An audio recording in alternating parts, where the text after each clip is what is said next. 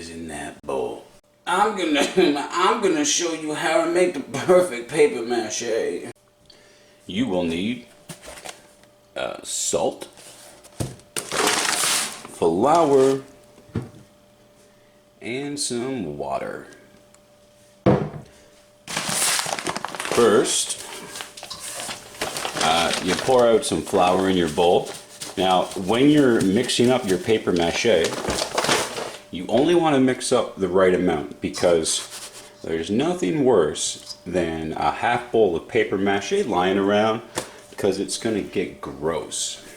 And one way you prevent it from getting gross after application is with salt, because salt kills living things and preserves things, and you want to kill all the living things inside of your paper mache, and you want to preserve it. Salt kills things. That's good. Once you've got your mix done well, this is about the consistency that I usually use. A little bit of a drip here. Do yourself a favor.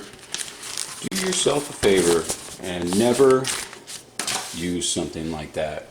Every time I've ever seen anyone in a school or like a craft show do paper mache, they're like, use some newspaper. You know what? That's the stupidest thing ever. Do not use newspaper. Don't use newspaper. Don't use newspaper. Don't use newspaper. You know what used to be the best paper mache pages ever? There was a store called Sears. And Sears catalogs used to be the best paper mache pages.